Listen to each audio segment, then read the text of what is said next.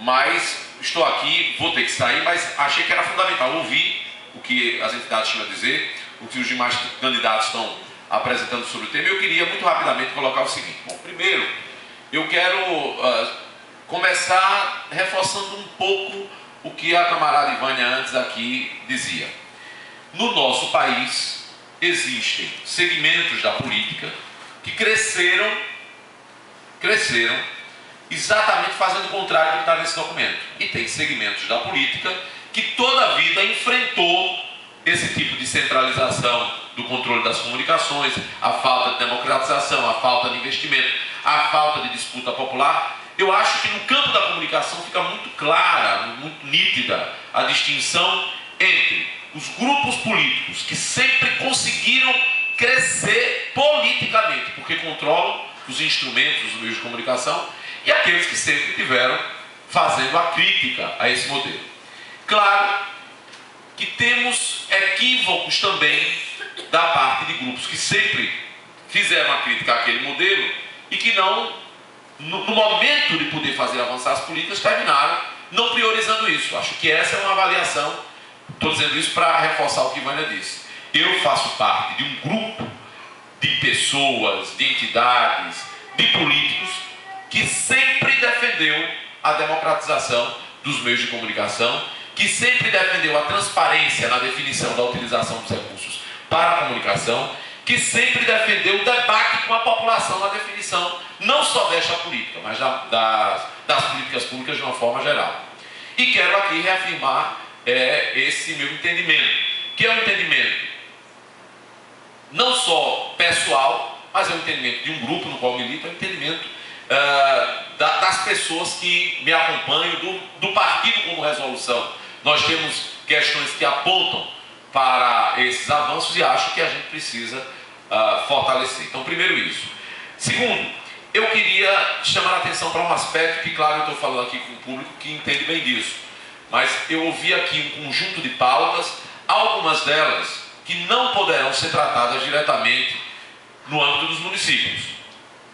Algumas pautas desse setor são pautas que passam por definições de outras esferas de poder. Agora, é óbvio, os prefeitos, os vereadores, têm como fazer o debate dessas questões estarem presentes e vivos nos municípios. Mesmo das pautas que não serão definidas na Câmara de Vereadores, mesmo das pautas que não serão os candidatos a prefeito que definirão. Mas nós temos como fazer decidir no âmbito do município a abertura de espaços para debate, pelo menos, dessas pautas. Outras são de nossa, eu estou dizendo nossa responsabilidade, nossa, aqueles que conseguirem se eleger, evidentemente, e quem for também eleito para dirigir o município no executivo.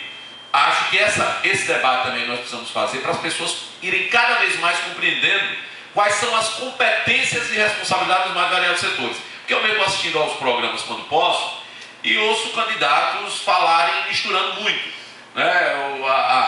ações que efetivamente eles nunca vão poder fazer como vereador, como parlamentar do município, está lá dentro que é ele que vai fazer. Bom, mas a gente precisa dialogar. Uma das coisas que faz ajustar a comunicação com a população é a gente lidar com cuidado, com o que a gente debate. Então eu estou chamando a atenção para esse aspecto, porque tem algumas pautas que nós podemos sim nos comprometer, mas não podemos nos responsabilizar por executá-las, tendo em vista que algumas que foram citadas aqui, elas não serão tratadas no âmbito do município. Terceiro, acho que o documento é muito feliz, porque se nós pegarmos, ele articula, tem 10 pontos, vocês estão fazendo debate para definição de 5, não é isso?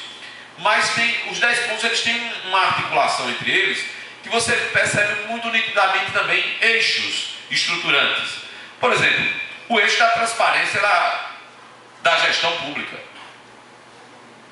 O professor Roberto fez aqui uma análise que acho que é fundamental, inclusive para nós avançarmos como um compromisso de todos nós que estamos disputando a eleição, garantir que essa transparência, pelo menos aquilo que minimamente nós conquistamos na lei.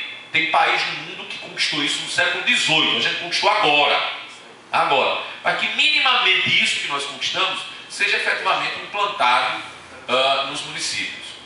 O eixo que agrega aí a questão da participação social, nas políticas de comunicação, juntando com a descentralização das verbas públicas, eu acho que dá um bom eixo para o trabalho da gente, porque é o seguinte, a gente fala muito em processo de campanha eleitoral, de definição de utilização de recursos, mas a gente não acompanha quase nunca a elaboração dos orçamentos das cidades, do orçamento do Estado e da própria União.